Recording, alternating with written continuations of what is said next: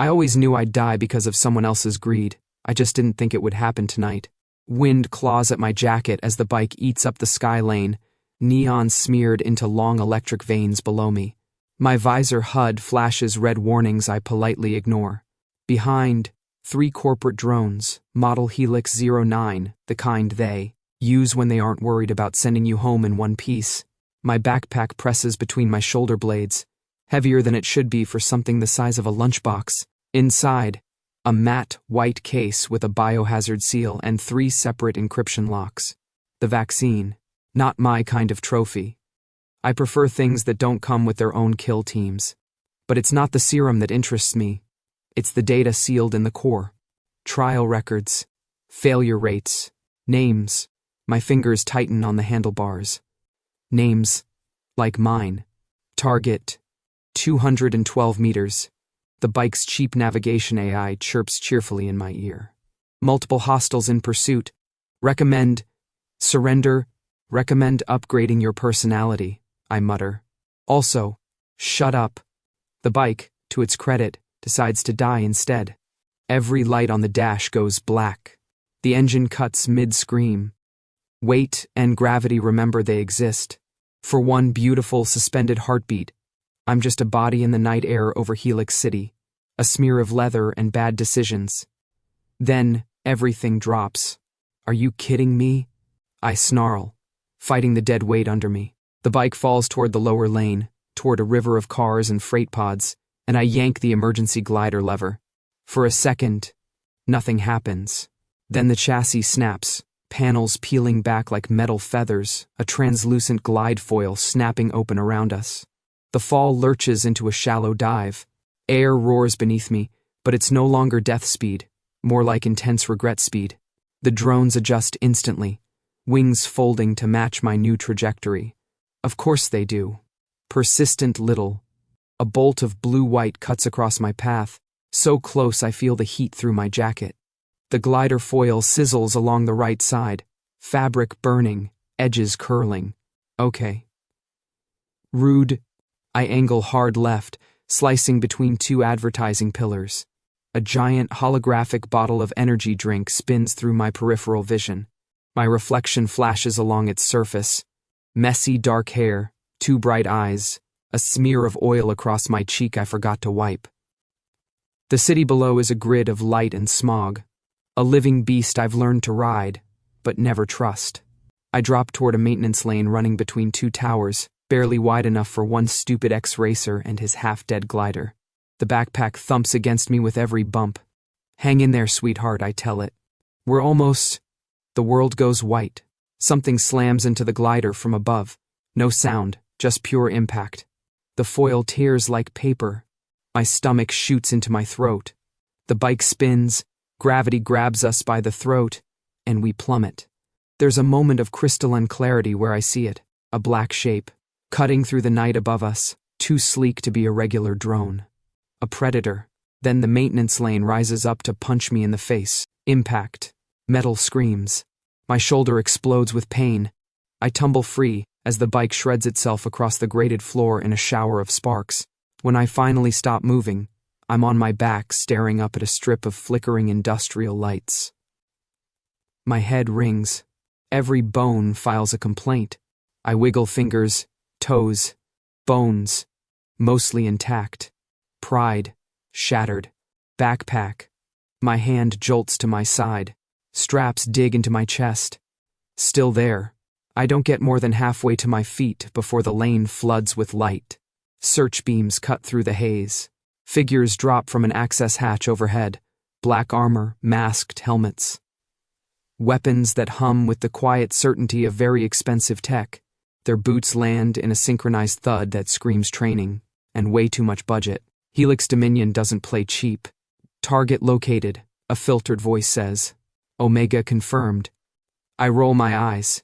Wow, congrats. You can read a file. A boot pins my shoulder to the grated floor, forcing a grunt out of me. Cold restraints snap around my wrists with a hiss, threading metal under my skin like a burning line. I bare my teeth at the visor, peering down at me. You know where I'm from? People buy me dinner before the handcuffs part. Shut him up, someone orders. A gloved hand reaches toward my face, then pauses, because the air changes. It's subtle at first, like the pressure in an elevator going wrong. The sharp chemical tang of the maintenance lane thins. The sweat, the ozone, the faint tang of heated metal, all of it drifts back, like the world exhaling. Something else slides in its place. I know that feel. An alpha is here. Their pheromones roll through most omegas like a tidal wave. Pressure, heat, a command written into the bloodstream. Knees buckle. Thoughts blur. Instinct whispers, kneel, obey, be good. I lie very still and breathe in. Nothing. The boot lifts from my shoulder. The guards step aside, not with fear, but with trained deference. They create a clear path, and down that empty lane of grated metal and blinding light, he walks. He's not big in the brute force way. No bulging muscles, no overcompensation. He's tall, lean, all sharp lines and smooth movement. Black tactical suit molded to his frame like it's scared to wrinkle. No helmet. Helix crest on his shoulder, silver against matte black. Neatly cut dark hair. Skin the color of old paper warmed by lamplight. Eyes, colder than the steel under my cheek. He doesn't hurry. Predators never do. I know who he is before the HUD overlay blooming in my contact lens confirms it. Xavier Locke, head of corporate security, Project Helix, lead. Great. They sent the fancy wolf. He stops a meter from me. From this angle, I get an intimate view of his boots. Polished, spotless, probably more expensive than my entire childhood. His scent hits the air again. Stronger this time, coiling out like invisible smoke. I inhale out of pure spite. Still, nothing. Just the familiar blank where everyone expects a storm. Subject secured, sir, one of the guards says. Backpack intact. No signs of tampering with the case. Xavier's eyes don't leave me. His voice when he speaks is low, even, almost bored. Lift him up. They haul me to my feet. Metal bites my wrists. My shoulder pulses.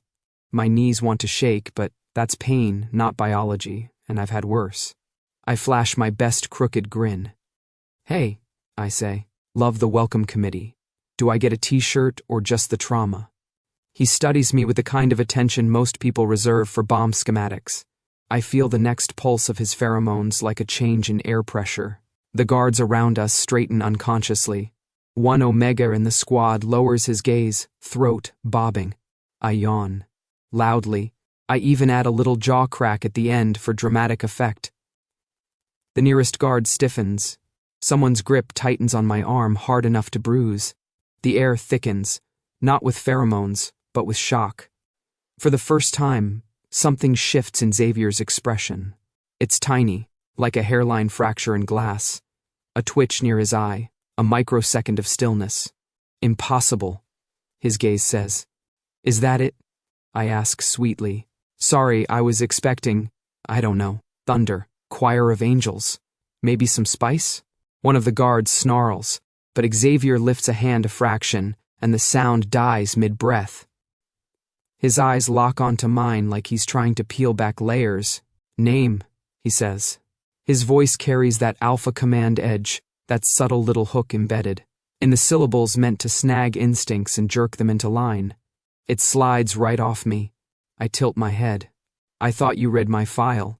I watch him listen for the tremor that isn't there, for the quickened breath, the dilated pupils, the telltale flush. Omegas are supposed to be easy reads, walking biology textbooks. I give him nothing but a smirk. He takes a slow step closer. We're close enough now that I can see the faint scar near his temple, the way his pupils don't widen even in this harsh light. Controlled, contained, the perfect corporate weapon. His scent is still a blank to me, a void where a storm should be. Why did you steal from Helix Dominion? He asks. Professional curiosity, I say. You have the worst security in the sector. It was starting to bother me. One of the guards jerks my arm. Show some respect. Enough, Xavier says, not looking away from me. The guard freezes. His gaze flicks to the pack on my shoulders. You knew exactly which container to take. That case isn't labeled. Only a handful of people in this building know its contents. A beat. You're not working for a rival corp? That sounds like a thank you waiting to happen, I say. Maybe a fruit basket. I like grapes. You're not afraid, he says, like he's testing the shape of the words. I lean in as far as the cuffs and the guards allow, smile sharp enough to cut. Trust me, I am. I just save my fear for things that deserve it. His eyes darken a shade. Yeah, there it is. He knows. He knows I didn't grab that vaccine for money. He knows this isn't an accident, or bravado, or some idiot street rat biting off more than he can chew. He knows I stole it because I understand what it is. And worse, because it's not the first time someone has tried to rewrite what I am. Take him to holding, Xavier says finally, voice flat. And don't touch the case. The guards start to drag me away. I plant my heels, twist just enough to throw one last look over my shoulder at him. You know, I call out, if you want to interrogate me, try something more original than the brooding stare. A pause, the faintest lift of his eyebrow. This was not the interrogation, he says. For everyone else, his tone would mean one thing: threat. For me, it sounds annoyingly like a promise. They don't throw me into a cell. They take me somewhere worse. The interrogation room looks like someone asked, how can we design a space that makes even a houseplant anxious? And then doubled the budget. Glass walls on all sides. Cold white lights humming overhead. The table is a single slab of transparent composite, the kind that can become an electric grid if someone presses the wrong button. Even the chair feels like it's judging me. My cuffs detach from the guard's grip and magnetize to loops built into the chair's arms. Cute. The guards file out. Xavier stays. Of course he does. He stands across the table with that same infuriating calm, hands clasped behind, his back, jaw set in a perfect line, eyes fixed on me with surgical precision. If someone sketched him from memory, they'd label the drawing, warning, sharp edges. He doesn't sit. He doesn't need to. Name, he begins. Same as before, tone identical, like I'm a corrupted file he's trying to reboot. Tobi, I say. But I feel like we're past introductions. You dragged me through at least one wall. Full name. You first. His eyes narrow the tiniest amount. It's microscopic, really. A shift in the tension around his mouth. Progress. Why did you steal from Helix Dominion? He asks. Professional curiosity, I say cheerfully. Same reason cats knock things off shelves. Instinct. He doesn't react. Who hired you? Nobody, I say. I just happen to have excellent taste in dangerous hobbies. He steps closer, stopping right at the edge of the transparent table. The faintest shimmer moves in the air, pheromones, carefully controlled, directed like a spotlight aimed at my instincts. Alpha power. The kind that would flatten almost any omega. I inhale. A beat. Is that lavender? I say thoughtfully. No, wait. More like annoyed accountant. His jaw ticks. Oh, that's satisfying. He increases the pressure. It rolls out, heavier this time, thickening the air between us. The lights seem to sharpen around him, shadow deepening along the line of his throat.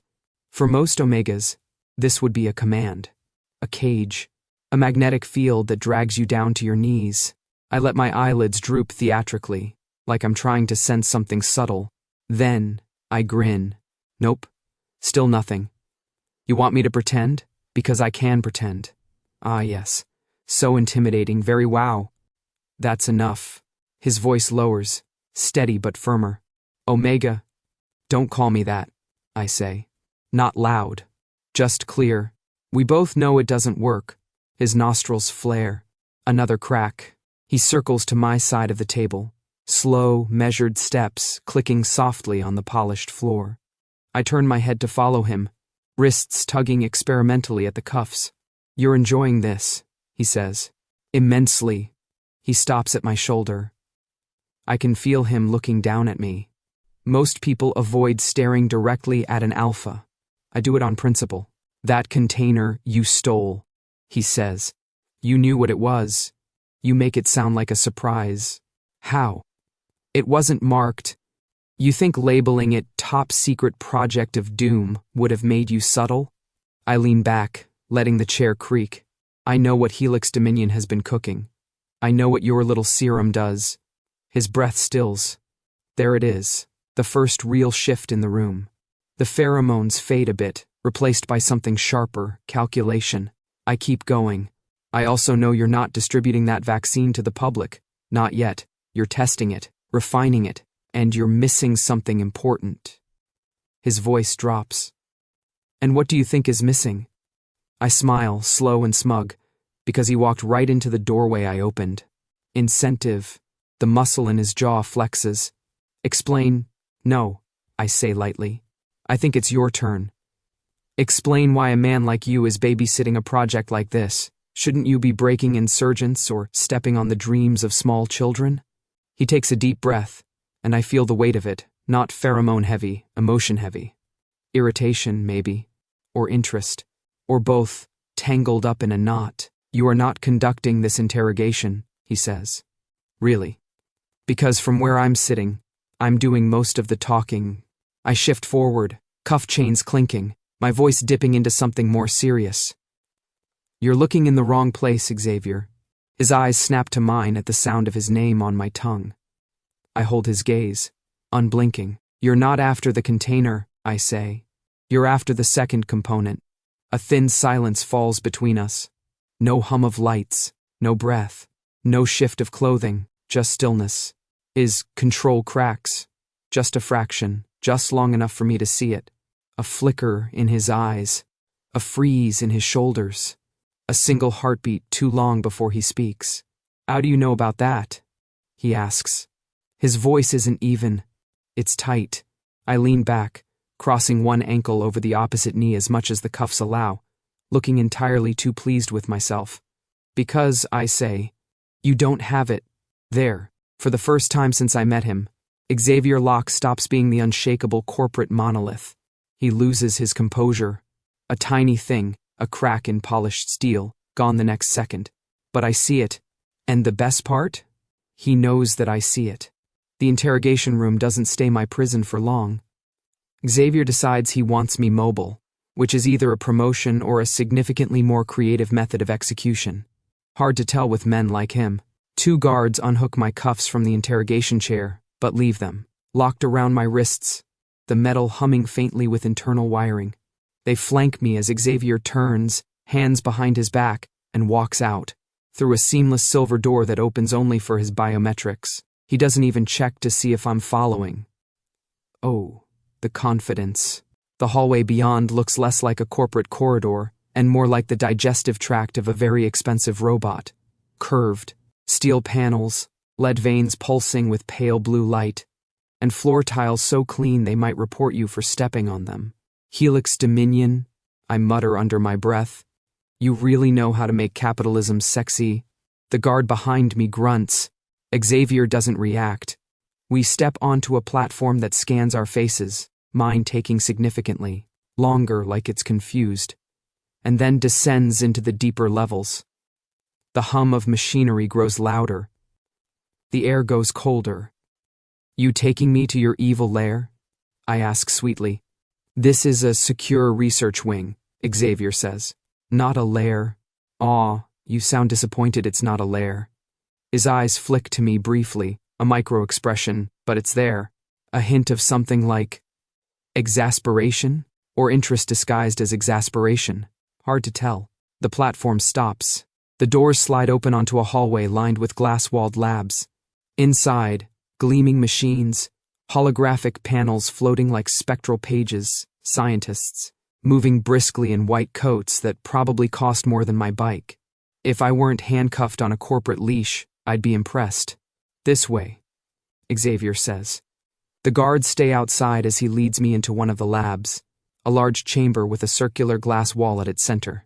Inside the circle, a suspended unit the size of a coffin, glowing faintly, wrapped in cables like a metallic chrysalis. I whistle. That your midlife crisis project? No.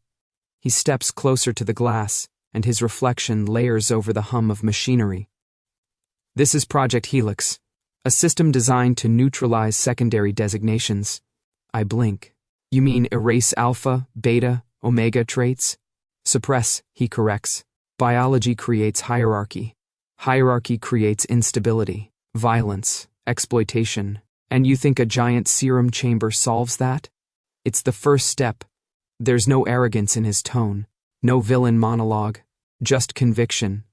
Cold and sharp, cutting clean. You want freedom, he continues.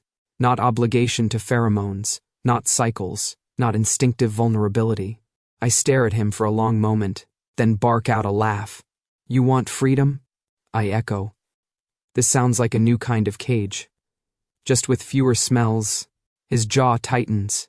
Biology is the foundation of imbalance, he says. If we erase it, the world changes. For who? I ask. Because so far it sounds like rich alphas making decisions about everyone else's bodies.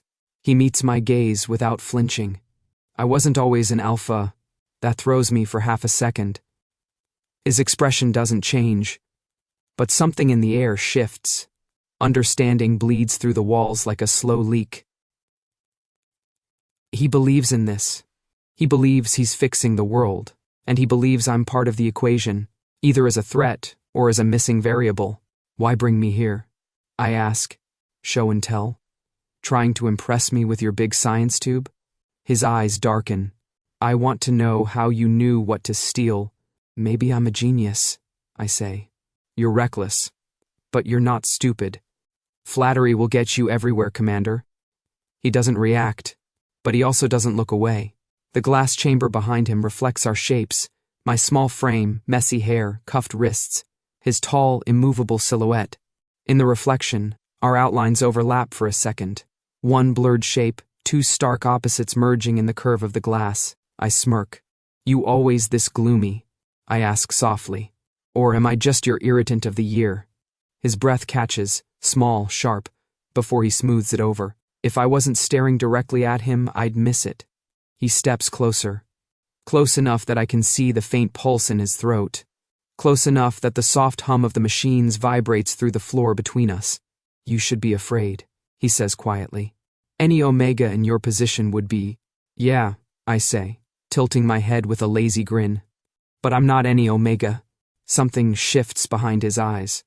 A fracture. A rewiring. For the first time, he doesn't see me as prey. He sees me as something else. A threat. A problem. A temptation. A possibility. All this tech, I murmur, nodding at the floating holograms. All these scientists. All these secrets. And you're still stuck wondering about one thing. His jaw tenses. Which is... I lean in slightly, metal cuffs clinking like punctuation. You're not studying the vaccine, I say. You're studying me. He stiffens, not visibly, not dramatically, but in a tiny, precise way only I seem to notice. Because it's true, and he knows it. Silence curls around us, taut as wire, humming like the chamber behind him. And for one breathless moment, we just stare at each other. The scientist and the anomaly. The alpha and the impossible omega. The man who wants to erase instincts. And the man who doesn't have them. Sweet irony. I smile slowly, letting the truth settle between us like a challenge neither of us can take back. You're studying me, I repeat softly. And the look in his eyes says everything. He is. And he can't stop. Xavier leads me into a smaller laboratory. Quiet, tucked away from the glass corridors and humming machinery outside. This room feels different, softer. The light shifts from harsh white to something warm and diffused, like someone tried to imitate daylight inside a steel womb. Machines murmur steadily in the background, low and rhythmic, almost like breathing. The air smells sterile. Not that I could ever tell the difference. It's too calm here, too private. He chose this room on purpose. When the door seals behind us, Xavier stops, turning toward me with a gaze sharper than any scalpel in the lab. You knew what the serum was, he says. How? I know this moment was coming. I've known since the second his pheromones washed over me and did exactly nothing. So I sit on the edge of a console table, cuffs rattling against the metal, legs swinging like I'm about to tell a campfire story. Except, Mine doesn't end well. All right, I say. But you're not going to love it. He doesn't blink. I'm listening. Of course he is. I take a breath. Not because I need to, but because old ghosts always require an invitation. I grew up in a nomadic pack, I begin. Tiny group, poor, hunted. We moved constantly, caravans, safe houses, sometimes just sleeping under cargo docks. Xavier's expression doesn't change, but the atmosphere tightens. He understands the subtext. Packs like mine existed outside corporate territories, outside regulation. Easy prey. One year, the hunts got worse, I say. Alphas from rival groups, corporate enforcers, rogue betas wanting to climb the ladder by bagging an illegal omega. My parents, my entire pack, got tired of it. The machines continue their quiet breathing. So, I say softly, they tried something drastic. Xavier moves closer, steps slow, soundless. They found a doctor willing to experiment, I continue. He wasn't licensed anymore. Lost everything after some scandal. But he still had knowledge, equipment, and a big, desperate belief he could fix things. I smile without humor. It feels like pulling glass from my skin. The solution was simple. Cut the bond before it forms. Remove scent receptors in developing omegas. Strip away instinctive triggers. Make us neutral, untouchable. Xavier's hands curl slightly at his sides. He's imagining it. Children strapped to tables, needles, machines, hope twisted into something unrecognizable. How many were injected? He asks, voice low. 50. A silence opens between us, wide, cold, endless. And how many survived the procedure? 3, I say. His breath catches. I'd laugh if it didn't ache. It wasn't immediate, I add. Kids just didn't wake up sometimes. Systems shut down. Hearts gave out. Some developed internal bleeding. Some got infections. Some screamed for hours before. I stop. Xavier's gaze softens. Not visibly, not dramatically, but the way a wall softens when heat runs through it, imperceptibly. Then all at once. And you, he says quietly, were one of the 3. Congratulations, I say, lifting my cuffed wrists in a mock cheer. You're interviewing a medical miracle. His eyes flicker. Pain? Anger? I can't parse it. He's a maze, but I'm good with mazes. What else did the injection do? He asks. I shrug. Oh, you know. The usual side effects. My tone is light. Too light. But the words come heavy. I don't feel pheromones. At all. Yours, theirs, anyone's. You could flood this room, and it'd hit me like a scented candle. He swallows once. I can't be scented or marked, I continue. My body doesn't metabolize the bond chemicals. My brain ignores alpha command signals. I don't buckle. I don't kneel. I don't get the shakes. I lean forward, looking him dead in the eye. And I don't feel fear the way I should. That last one lands.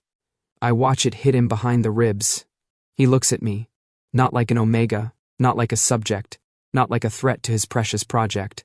He looks at me like a man staring at someone who crawled out of fire still burning. A long silence stretches between us. The machines hum. The lights dim slightly as if even they know this is too much. Xavier steps closer. So that's why, he murmurs. Why you don't react. Why nothing affects you. Bingo. And the stolen serum. He hesitates. He never hesitates. You thought it was the same, he says. Or related. I knew it was, I correct. Helix Dominion is trying to recreate what that doctor did, except on a scale big enough to reshape society. Efficient, controlled, corporate approved. He absorbs that like a knife. I don't tell him how long I've been tracking rumors, how many packs disappeared, how many bodies I've found with familiar scars. He already understands. Just then, a soft chime breaks the air, Xavier's wrist console lighting up with an urgent notification. He glances at it, and the shift in his posture is almost imperceptible. Almost. My instincts may be warped, broken, rewired, but I can read silence like scripture. Something's wrong. What is it? I ask, voice lower. He doesn't answer immediately. He reads the message again, jaw tightening. When he finally speaks, the words come out clipped. It's an order. Let me guess, I say. Promotion? Holiday bonus? His eyes lift to mine, and something inside them has changed. Flattened. Darkened.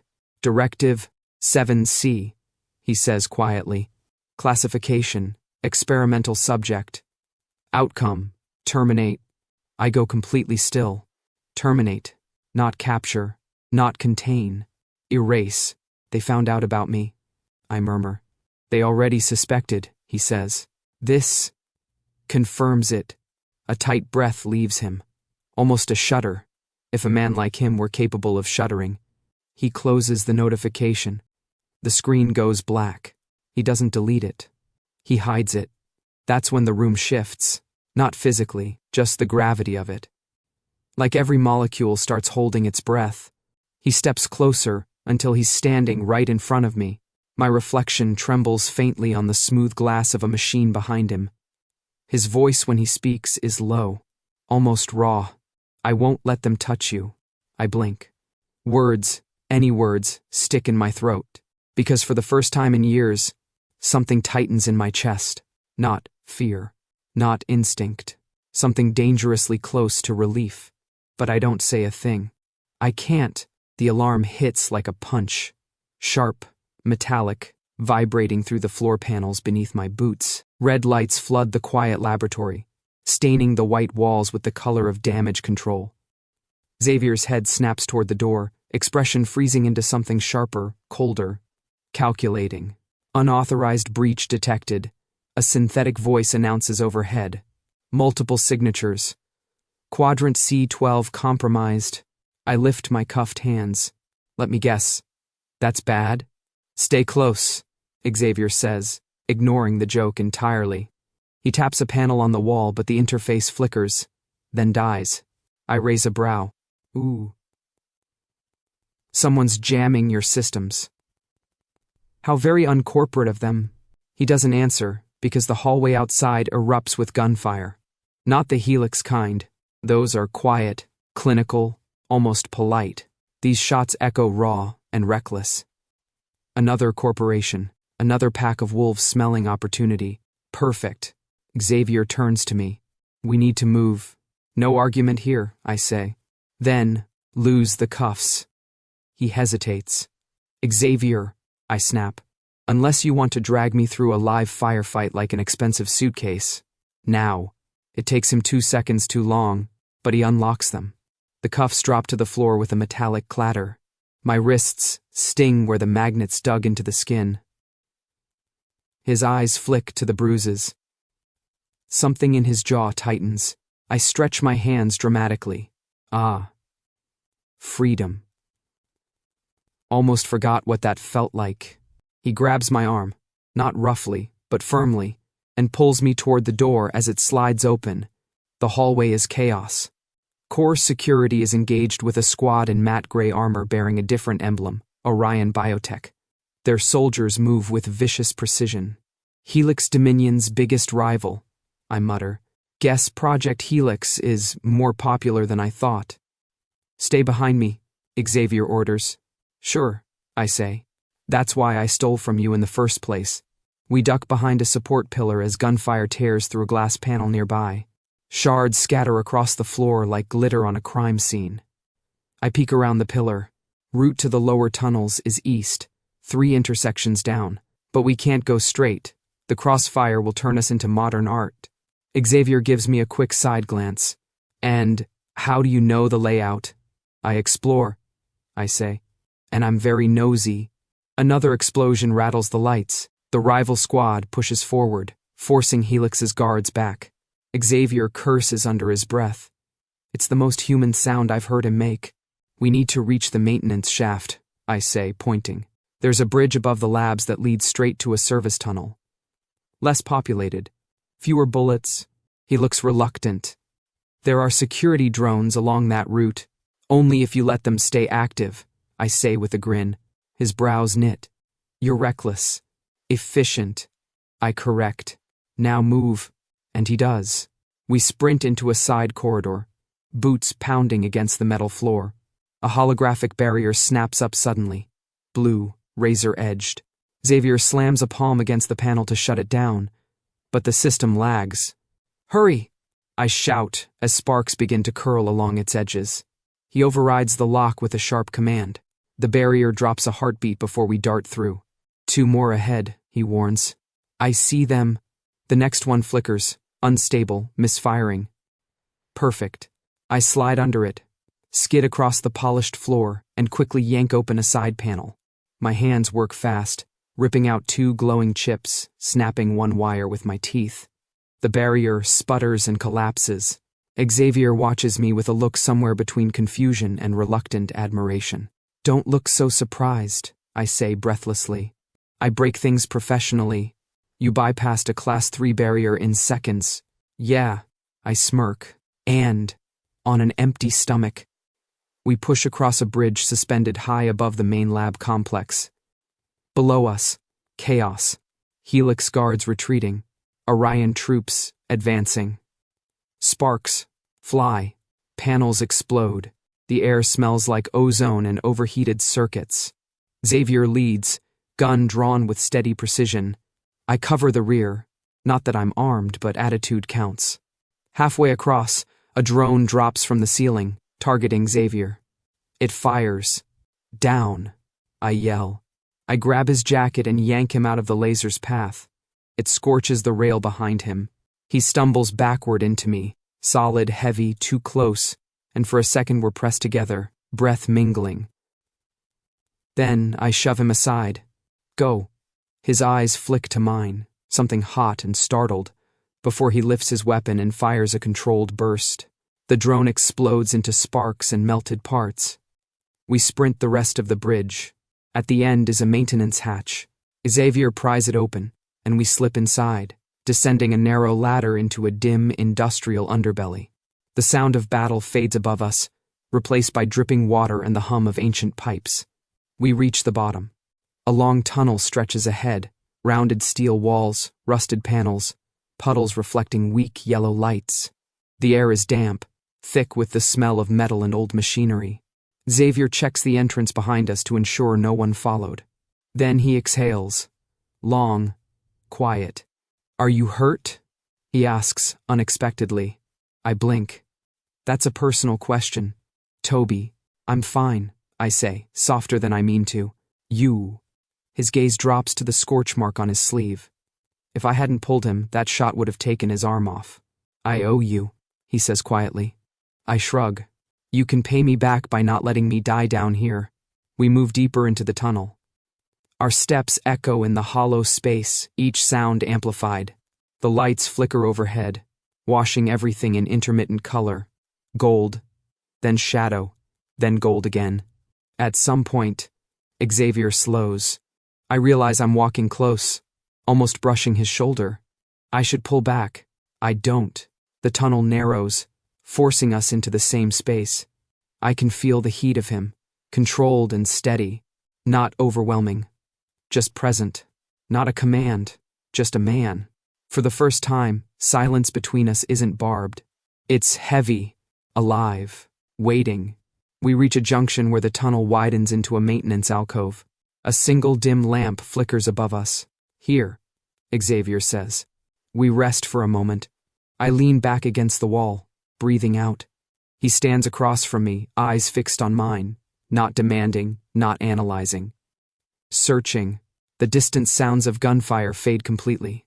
Only water drips somewhere far away. Only our breaths echo. And for a long suspended moment in the half-light of the tunnel, it feels like the whole world has narrowed to just the two of us. 2 fugitives. 2 anomalies. 2 men who should be enemies. And something between us shifts. Quietly, irrevocably. But neither of us says a word. The tunnel settles around us like a second skin. Metal ribs arch overhead, interrupted by strips of old lamps that flicker. In and out, painting Xavier in broken frames. Light, shadow, light, shadow. The air hums with the low, constant vibration of the ventilation system. Somewhere far off, water drips in slow, uneven beats. We're deep enough that the world above feels unreal.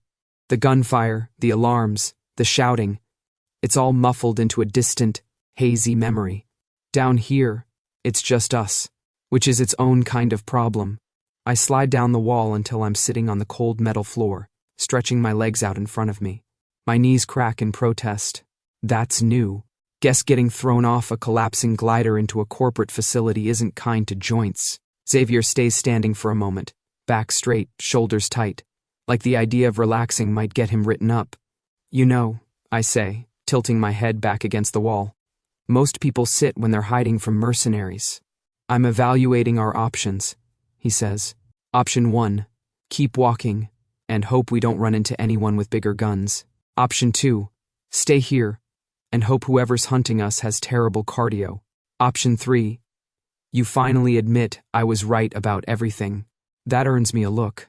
Not the ice blade stare, not the clinical scan, something in between. Something almost tired. He exhales and, to my surprise, lowers himself to the floor across from me, not next to me, not at the other end of the alcove, dead center, like he measured the distance. Our knees are almost touching. He rests his forearms on them, hands loose. The posture still feels intentional, controlled, but there's a crack in the armor now. Hair slightly mussed, a smudge of soot near his jawline, sleeve scorched where the drone nearly got him.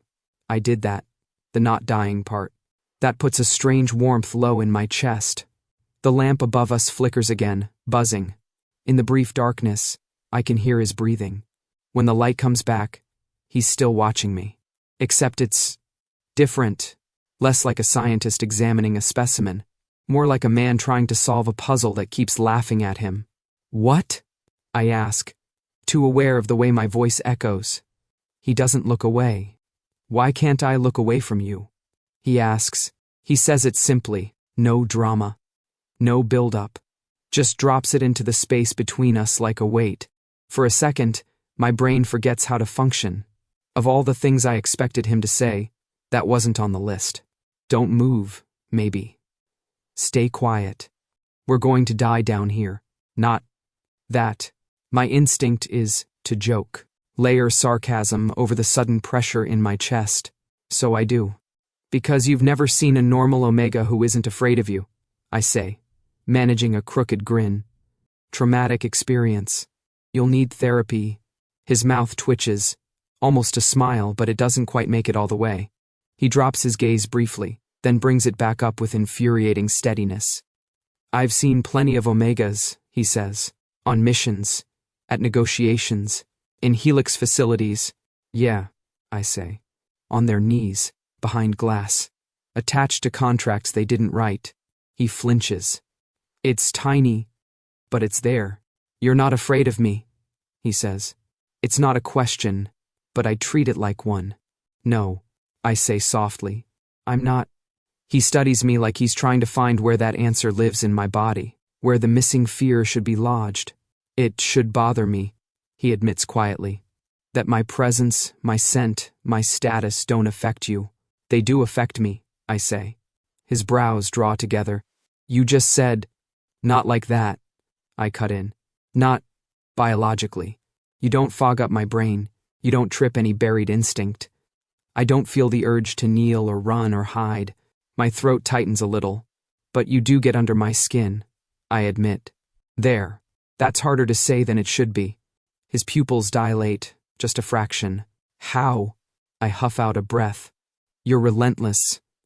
You believe in this nightmare project of yours so much it actually scares me. You look at me like I'm the missing piece in a puzzle you've been working on for years. The words taste weird in my mouth, too honest. And you saved me, I add, quieter, when you could have obeyed that order. His jaw clenches. They were wrong. You don't know that. Yes, he says, and this time there's no hesitation. I do. The lamp flickers again. Brief darkness, then light. Something shifts between us. It's not dramatic, not a swell of music, not a revelation carved into stone.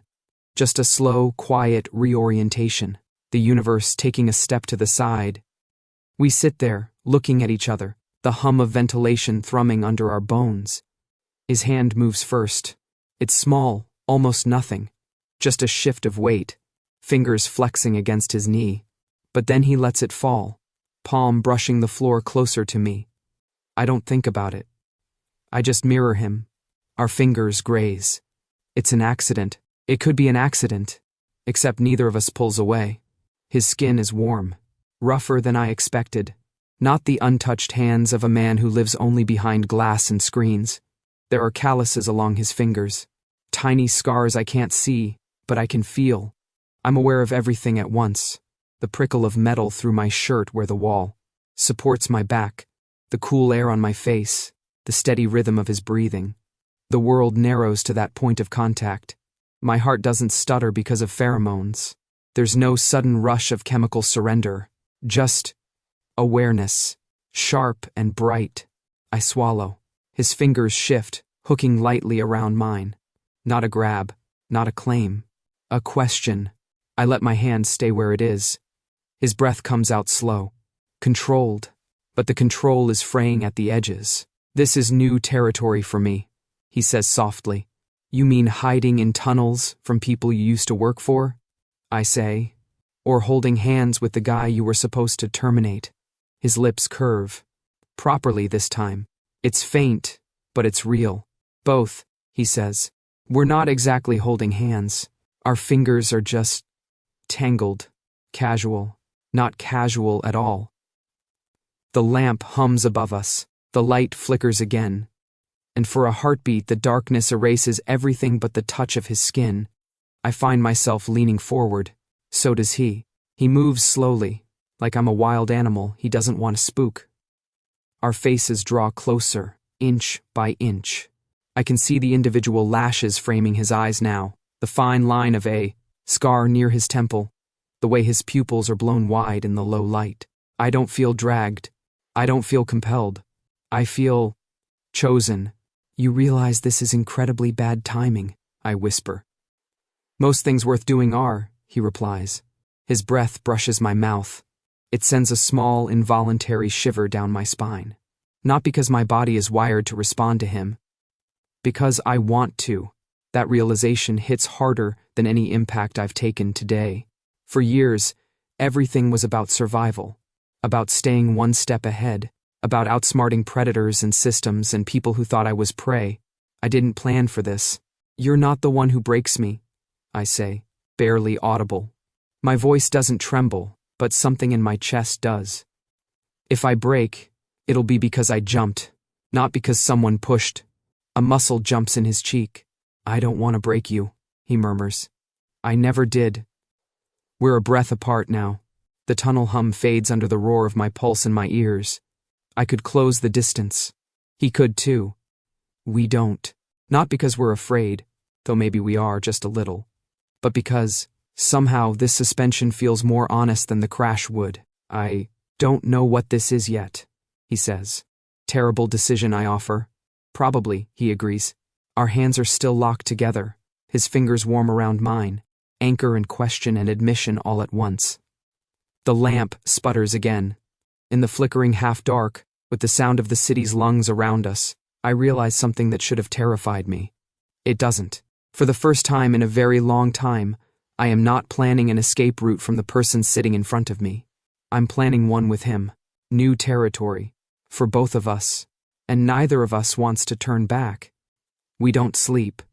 The moment hangs between us in the tunnel. Almost kiss, almost confession. Fingers tangled like a promise we're both too stubborn to name. Then the world remembers it hates us. The first warning is a glitch in the lights. Not the lazy flicker from old wiring. Sharp, synchronized. A stutter along the entire tunnel. The second is the sound. A low rising hum that doesn't belong to ventilation. Xavier's head snaps up. They've found the access grid down here. How cozy, I say. Your ex-employer is very clingy. He's already moving, standing in one smooth motion, hand tightening on mine before he seems to realize he's still holding it. He lets go, reluctantly. Come on, he says. If they activate containment protocols in this sector, it'll flood with gas. That's one way to break the mood. We run. The tunnel curves upward, floor slanting gently as we follow the maintenance path. The humming grows louder. The air thickens with heat and static, like the whole place is charging up.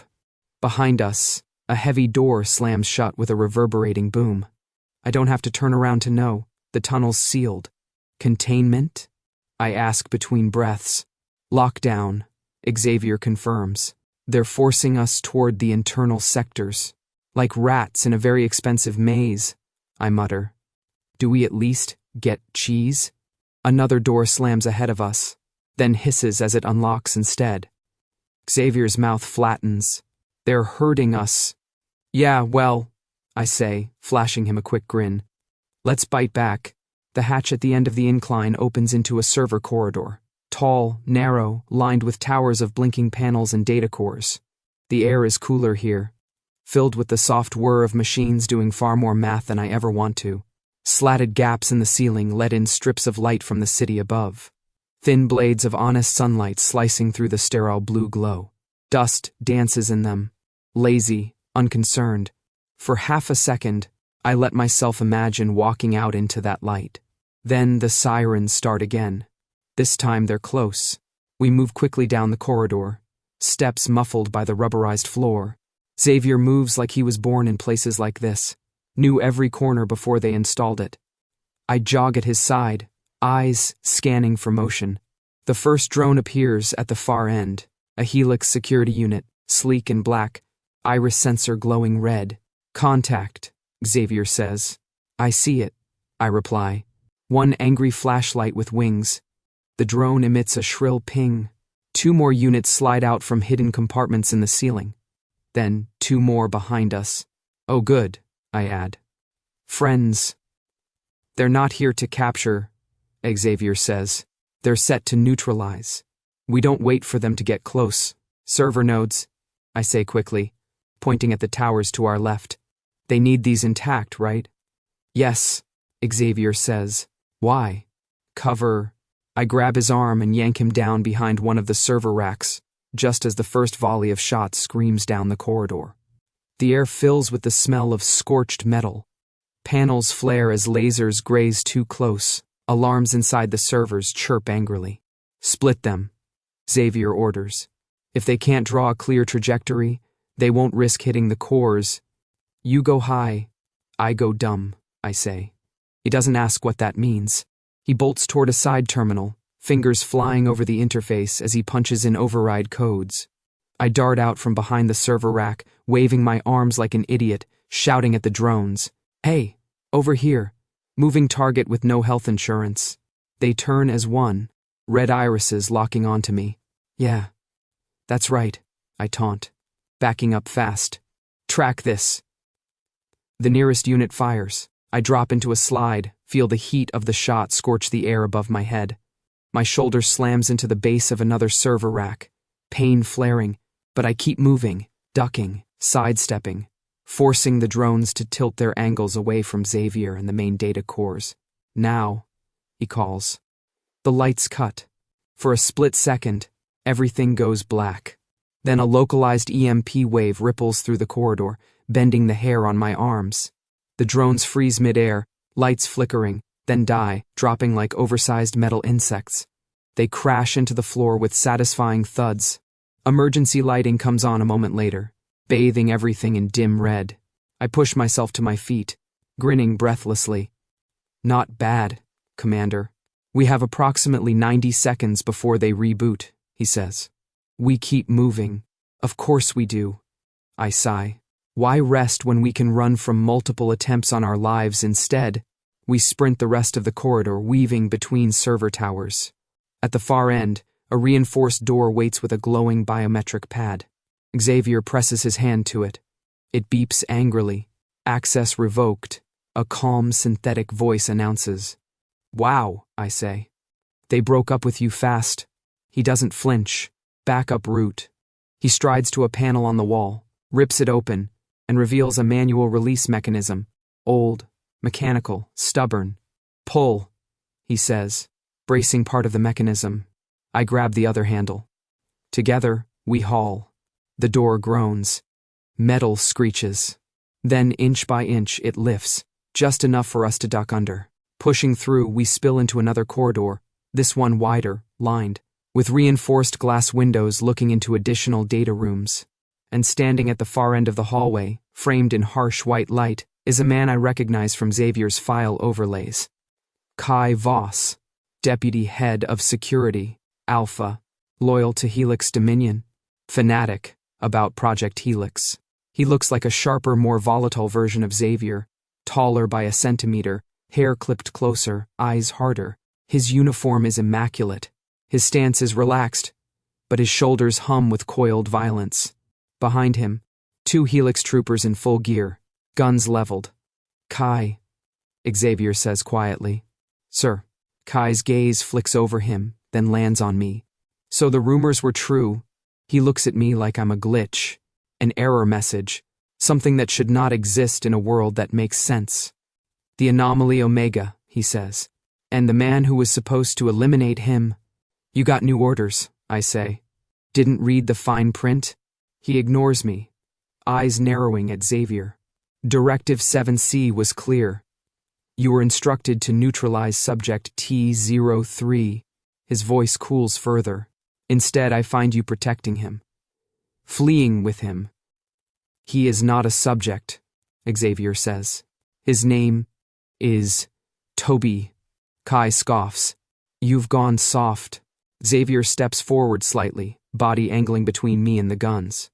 Helix is repeating mistakes that nearly wiped out an entire generation. A necessary cost, Kai replies calmly, to remove the chains of biology, to erase the chaos of instinct. You of all people should understand that. His gaze cuts to me like a blade. And yet here you are, undermining everything.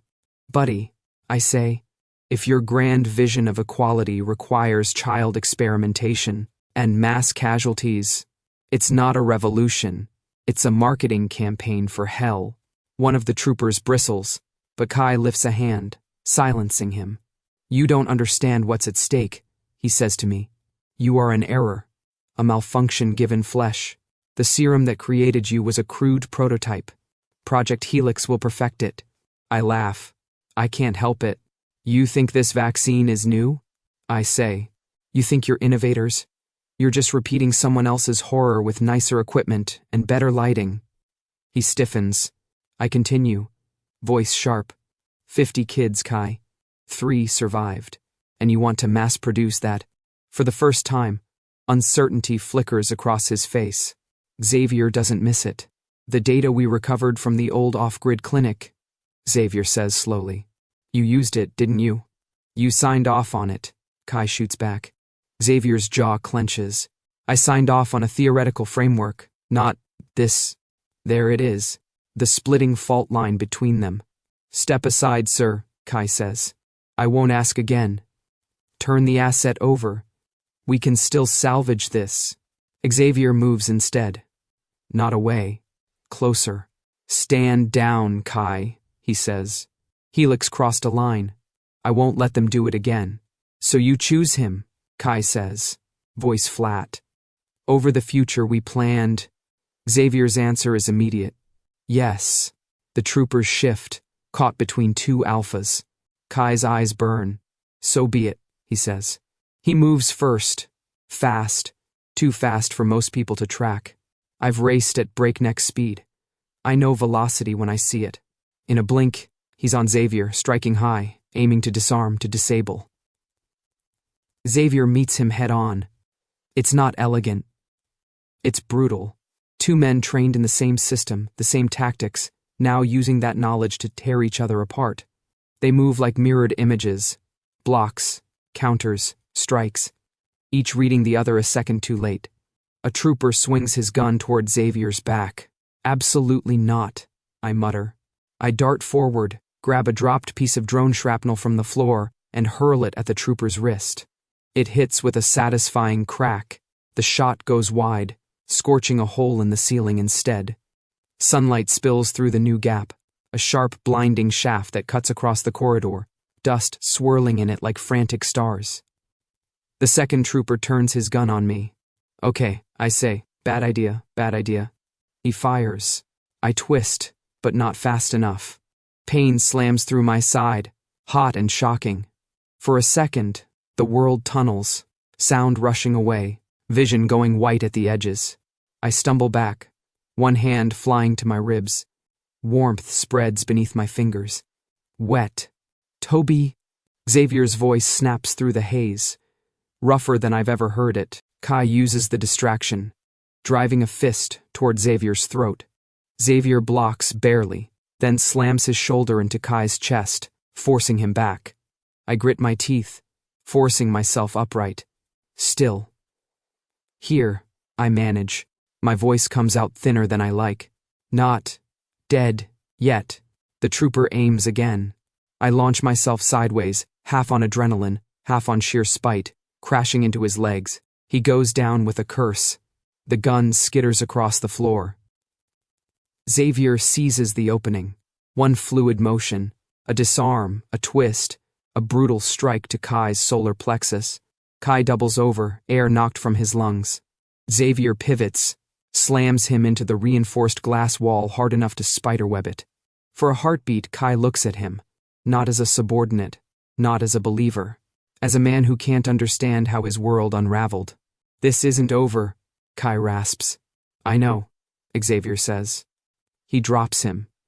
Kai crumples, not unconscious, but too winded to stand. Xavier is at my side in the next breath, one arm sliding around my back, careful but firm, keeping pressure on my wounded side. Can you walk? He asks. Run, I say through gritted teeth. Maybe even make it look stylish. He huffs something that might, in another universe, be a laugh. We move, past the fallen troopers, past Kai, whose eyes burn into our backs like a promise of future trouble. Down another passage, following Xavier's sharp, decisive turns. The sirens fade behind us, swallowed by distance and concrete. We stumble through a final maintenance hatch and out into a forgotten service exit, an old disused loading bay that opens into the skeleton of an abandoned warehouse. Faded sunlight spills through cracked windows. Dust hangs heavy in the air. Somewhere above, the city lives its loud, indifferent life. Down here, in the dim silence, it's just us. We made it. Barely. But we made it. Together. The warehouse is dying. Not literally, just in the slow, gentle way abandoned places do. Rust creeps across metal beams like ivy. Dust drifts lazily in shafts of orange evening light that spill through cracked windows. Every sound echoes as if remembering a busier lifetime. Xavier lowers me onto an old storage crate, the wood creaking under my weight. The pain in my side spikes, sharp enough that the world blurs for a second. Easy, he murmurs. He kneels in front of me. Kneels, the man who commands entire security divisions, and presses one palm carefully against my ribs. His touch is clinical at first, but gentle. Painfully gentle. You're losing blood, he says quietly. We need to seal the wound. I'd prefer you don't poke it like a science exhibit, I mutter, jaw tight. He glances up, and something in his expression softens. Then hold still. I try. I fail. When he peels back the torn fabric of my shirt, cool air hits the wound. I hiss through my teeth. His brows pull together. Not annoyed, but worried. Worried. For me. Great. Add that to the list of terrifying experiences today. He pulls a small emergency kit from his belt and works with swift, efficient motions. Sterile foam hisses as it expands into the wound, sealing it. I try to focus on the sealing instead of his hands, warm on my skin, steady, grounding. You should have left me, I mutter. He doesn't respond immediately. Instead, he tapes the dressing in place, fingers brushing my hip. Then he sits back on his heels, eyes fixed on mine. No, he says simply. I shouldn't have. I blink. He shifts closer, one hand coming to rest beside my leg, the other hovering near my jaw, as if asking permission without saying it. Tobi, he says quietly. I need you to tell me something. Is this about the part where I stole from you, or the part where we almost kissed in a sewer? His lips twitch. Barely, but it's there. He inches closer. Why? He says, voice low. Does it feel like I see you everywhere I look? Even when I try not to? I swallow. My throat feels suddenly too tight. The sunlight catches in his eyes, turning them warmer, darker. He isn't hiding anything now. No shields, no cold, no clinical distance. Just a man who's bleeding conviction and confusion in equal measure. I take a slow breath. And another. Xavier, I say softly, I don't feel your pheromones. Not a single one. They don't reach me. They don't control me. They don't tell me how to act. He tenses, but I reach out, grab a handful of his shirt, and draw him closer. But I feel you. The words are quiet, steady, true. His eyes widen, not dramatically, but enough that I can see the shift. The breaking point, the surrender. Tobi, he whispers, I don't want you to feel anything you didn't choose yourself. I laugh softly, weak, breathless, but real. Xavier, I say, you're the only person in my entire life I've ever had the luxury of choosing. That hits him. I can see it in the way he exhales, sharp and shaken. He lifts his hand, hesitates for the briefest moment, then cups my face. His palm is warm. His thumb brushes a smudge of dust from my cheekbone. It feels almost reverent. Tell me if this is unwanted, he murmurs. It's not, and the space between us dissolves. His lips touch mine with none of the violence of the world we just escaped. No pressure, no command, just warmth, intention, and the quiet shock of something finally found. My fingers curl into his shirt. His hand slips to the back of my neck, steady and sure. The kiss isn't desperate, it's grounding. A confirmation, a choice. When we finally pull apart, we're breathing the same air. He rests his forehead against mine. You're impossible, and yet, I whisper, here you are. A soft laugh escapes him, real this time, barely audible. He helps me stand, keeping an arm around my waist as we move toward the broken window. The city glimmers through the glass, cold metal towers catching the dying light, sirens distant and fading. We can run, I say. Start hiding again. Hop between safe houses until someone else tries to kill us. Fun, but exhausting. No, Xavier says. We're not running. I raise a brow. That your alpha instinct talking? That's my conscience talking. Well, that's new. He shakes his head slightly, then looks out at the city with a gaze edged in steel. Helix Dominion crossed the line years ago. Project Helix needs to be exposed, shut down. And who, I ask, is going to do that? 2 fugitives and a first aid kit? His arm around me tightens. No, he says. 2 men who know the truth. 2 men they underestimated. I grin despite the pain. You always talk this dramatically, or is this a special occasion? Special occasion? Outside, traffic hums. The warehouse settles under the weight of twilight. Xavier looks at me, really looks, and something in his expression makes my breath catch. Tobi, he says softly, pheromones are chemistry, instinct, programming. Yeah? He brushes a thumb across my lips, slow and deliberate. And what is this? I kiss his thumb. Choice, I say. His answer is quiet, but certain. Exactly. We stand there in the fading light, 2 fugitives with blood on our clothes. A corporation hunting us, and a future hanging over a cliff, and for the first time in a very long time. I'm not afraid, because freedom isn't the absence of scent. It isn't the absence of instinct. It's the presence of someone who sees you anyway. Pheromones are just chemistry, I say softly. He nods. And us? He asks. I smile. We're choice.